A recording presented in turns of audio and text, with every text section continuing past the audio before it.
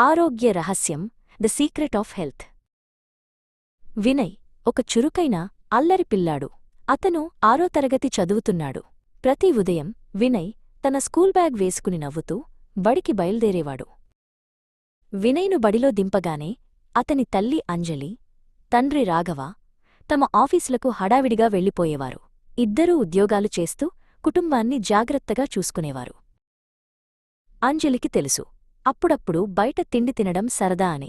అందుకే ఆమె అప్పుడప్పుడు వినయ్ను బడినుండి వచ్చేటప్పుడు ఒక చిన్న చిరుతిండి కొనుక్కోవడానికి అనుమతించేది. కాని నెమ్మదిగా వినయ్ ప్రతిరోజూ బడినుండి ఇంటికి వచ్చే దారిలో జంక్ ఫుడ్ తినడం అలవాటు చేసుకున్నాడు. సమోసాలు, చిప్స్, కూల్ డ్రింక్స్ అన్నీ. వినయ్ రోజూ బరువుగా, నిద్రగా కనిపించేవాడు.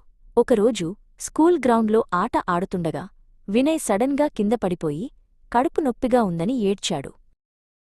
ఆందోళన చెందిన టీచర్ వెంటనే అంజలికి ఫోన్ చేసింది. అంజలి, రాఘవ వెంటనే స్కూల్కు పరుగున వెళ్లి నొప్పిగా ఉన్న వినయ్ను పరామర్శించారు. వారు వినయ్ని త్వరగా ఆసుపత్రికి తీసుకువెళ్లారు. అక్కడ డాక్టర్ వినయ్ని పరీక్షించి అప్పుడు వారికి అర్థమైంది, వినయ్ రోజూ జంక్ ఫుడ్ తింటున్నాడని. ఈ అనారోగ్యానికి కారణం మీరు ఎక్కువగా తింటున్న బయటి ఆహారమే అని డాక్టర్ చెప్పారు. వినయ్ కడుపులో ఇన్ఫెక్షన్ ఉంది. దీనికి చిన్న ఆపరేషన్ చేయాలి. ఆపరేషన్ విజయవంతమైంది. ఆసుపత్రి నుండి ఇంటికి వచ్చేముందు డాక్టర్ ప్రతిరోజూ బయటి ఆహారం తినడం చాలా ప్రమాదం అని మరోసారి సలహా ఇచ్చారు. అంజలి తన ఉద్యోగం మానేసి ఇంట్లోనే ఉండి తన కుటుంబానికి రుచికరమైన, ఆరోగ్యకరమైన ఆహారాన్ని తయారుచేయడం మొదలుపెట్టింది.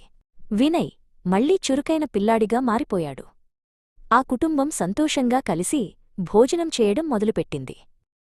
ఇంట్లో వండిన ఆరోగ్యకరమైన ఆహారం ఎంత గొప్పదో వారికి తెలిసింది.